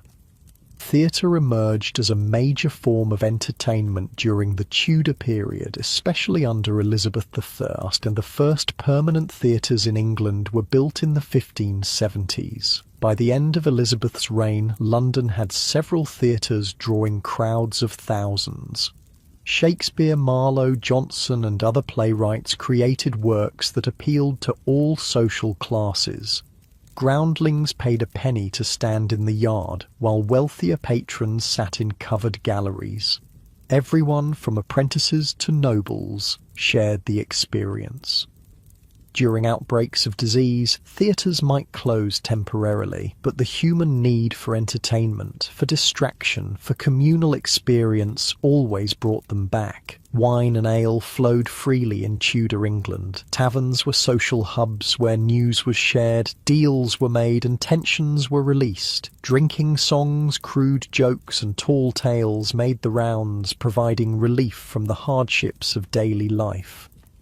For the wealthy, entertainment was more elaborate. Banquets featuring dozens of dishes, musicians and performers hired for private shows, hunting in royal forests, dancing in great halls, masks, elaborate theatrical productions combining dance, music, poetry and spectacle became popular at court. These often carried political messages, celebrating the monarch's power or commemorating important events.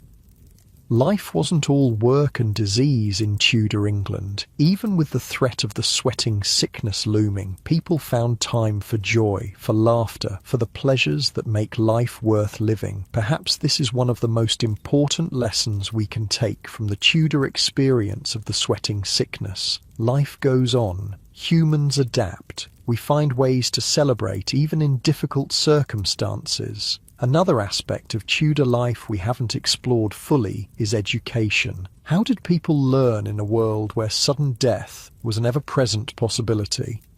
For most children, formal education was limited or non-existent. Boys in rural areas might attend a parish school for a few years to learn basic reading, writing, and arithmetic. Girls typically learned domestic skills from their mothers. Most education was practical, preparing children for the work they would do as adults.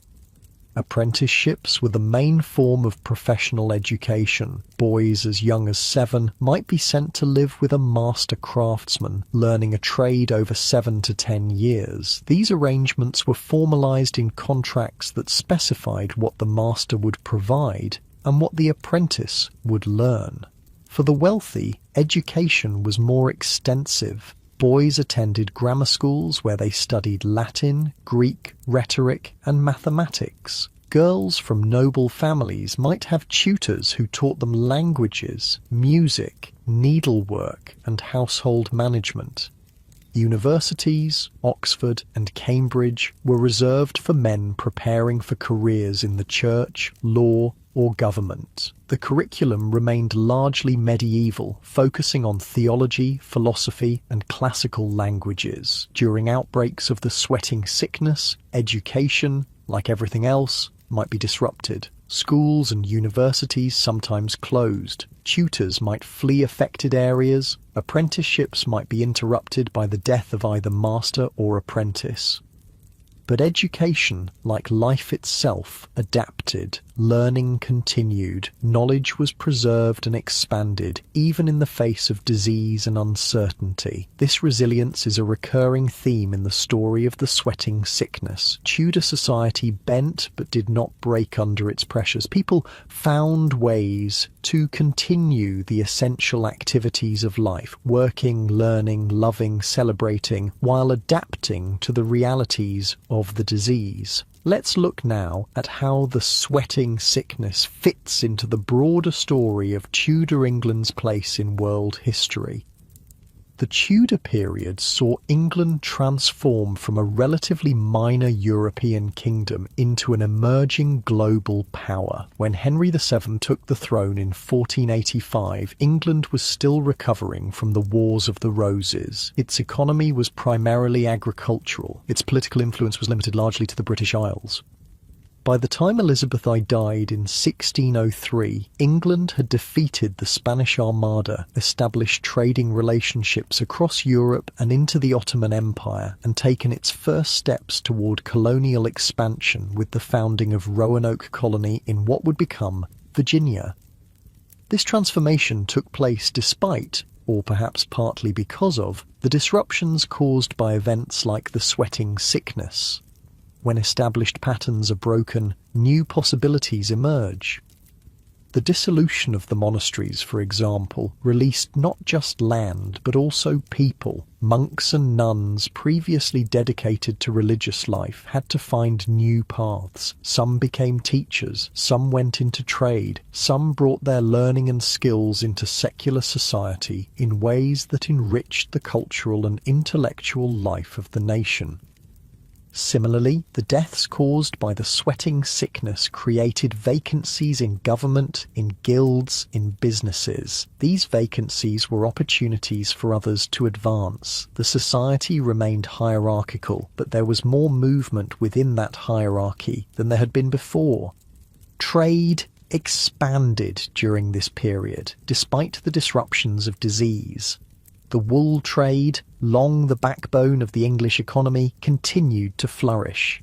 New luxury goods began to arrive from farther afield: spices from Asia, sugar from the Caribbean, tobacco from the Americas.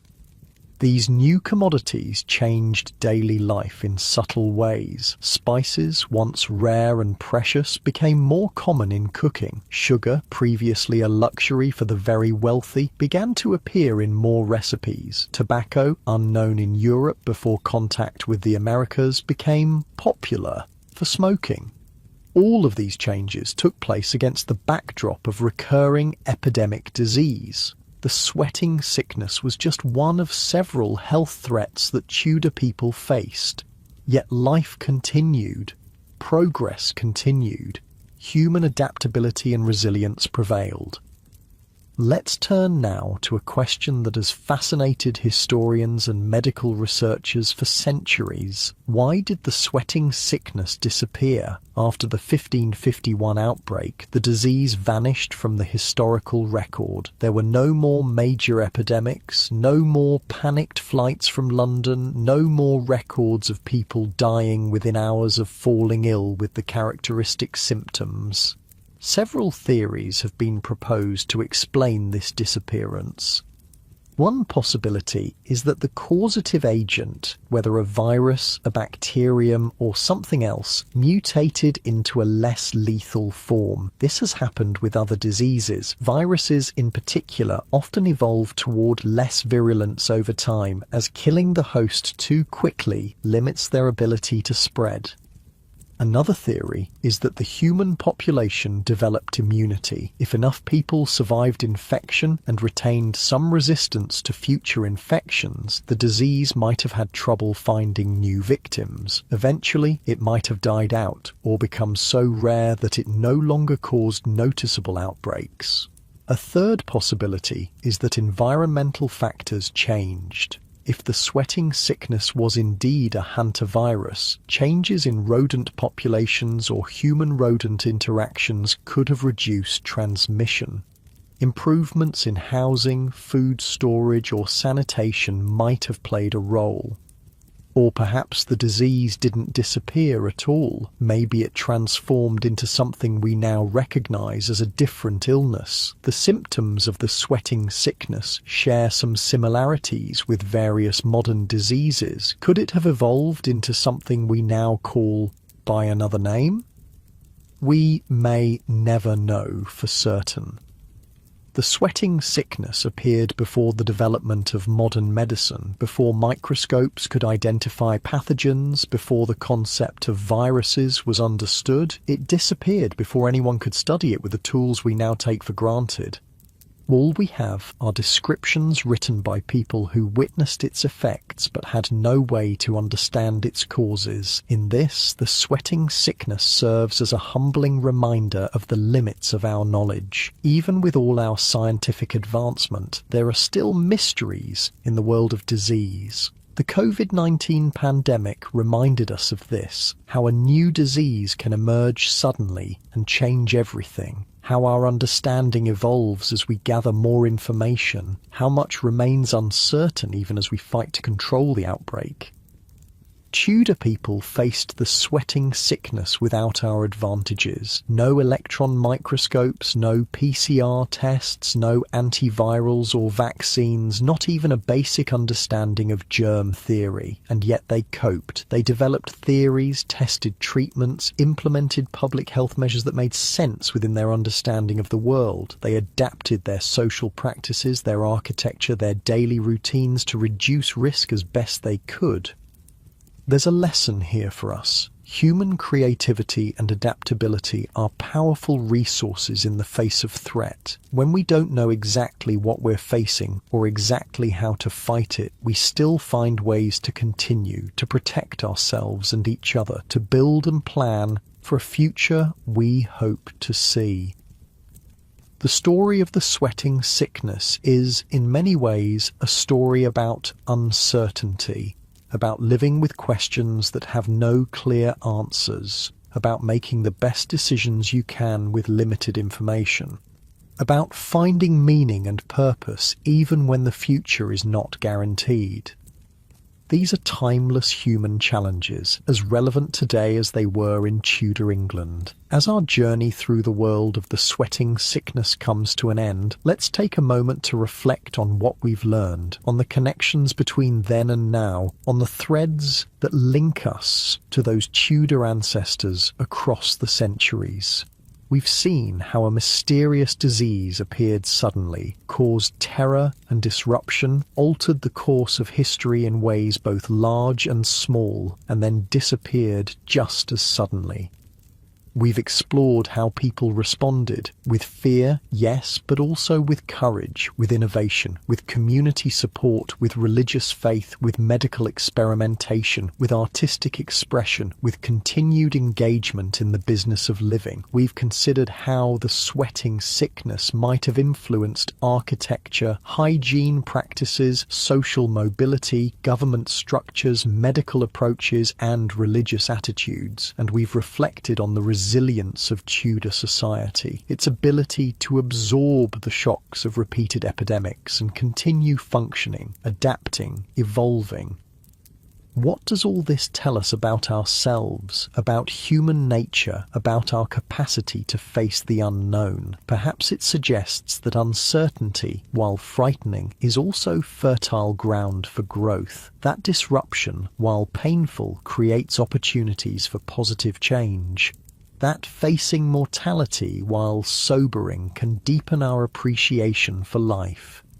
The Tudor people who lived through the sweating sickness didn't know what caused it or how to cure it, but they didn't let that paralyze them. They acted based on the best information they had. They supported each other. They found meaning in their faith, their work, their relationships, their creative expressions. And when the disease finally disappeared, they moved forward. They built on what they had learned. They remembered, but they didn't remain trapped in fear.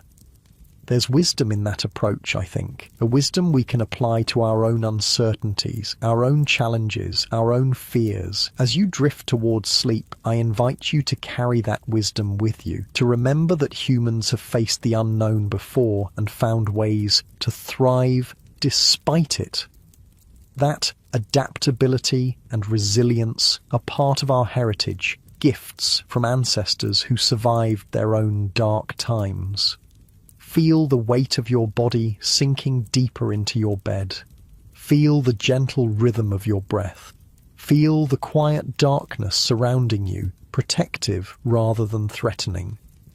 The sweating sickness is long gone. The Tudor dynasty is long gone. But the human capacity for survival, for adaptation, for finding beauty and meaning even in difficult circumstances, that remains. It's in you as you lie there. It's in all of us. A legacy more lasting than any disease, any dynasty, any historical era. Rest in that knowledge. Let it comfort you as sleep approaches. Let it carry you into dreams that might visit Tudor England, but only as an observer, safe from the sweating sickness, free to explore that fascinating world from a distance. And when you wake, perhaps you'll carry with you a deeper appreciation for the simple miracle of modern medicine, of scientific understanding, of public health systems that protect us from threats our ancestors faced without protection. Perhaps you'll see your own uncertainties in a different light, knowing how others have navigated even greater unknowns. Perhaps you'll feel a connection to those Tudor ancestors, not just to the famous kings and queens whose names we remember, but to the ordinary people whose names are lost to history, who lived and loved and worked and played in the shadow of the sweating sickness. They are part of your story. Their resilience flows in your veins. Their legacy lives in the world they helped to build, a world that eventually became ours. Sleep now, wrapped in the comfort of that continuity. Sleep knowing that you're part of a human story that stretches back through centuries of challenge and triumph, of mystery and discovery, of fear and courage. Sleep and dream of Tudor England, its colourful clothes and savoury foods, its music and laughter, It's faith and determination. Dream of a world both utterly foreign and deeply familiar, where people not so different from you faced each day with whatever courage they could muster. Sleep, and when you wake, carry with you their gift, the knowledge that life goes on, that joy can be found even in uncertain times, that human connection sustains us through our darkest hours. The sweating sickness taught the Tudors about fragility, about how quickly everything can change, about the limits of power and wealth when faced with forces beyond human control. But it also taught them about strength, about resilience, about the human capacity to continue, to adapt, to find new ways forward when old paths are blocked. That's the true legacy of the sweating sickness, not just the lives it claimed or the history it altered, but the lessons it taught, lessons about living fully even when the future is uncertain, about treasuring each day as the gift it is, about the profound value of human connection. Lessons we can still learn from 5 centuries later as we face our own uncertainties, our own challenges, our own fears. So rest easy, knowing you're part of that unbroken human chain, that the wisdom gained through difficulties like the sweating sickness has been passed down through generations, becoming part of our collective inheritance. Let that knowledge settle over you like a warm blanket. Let it ease you toward sleep, toward restoration, toward dreams that might take you to Tudor England but will bring you safely home again. Good night, sleep well, and remember, we are the lucky ones.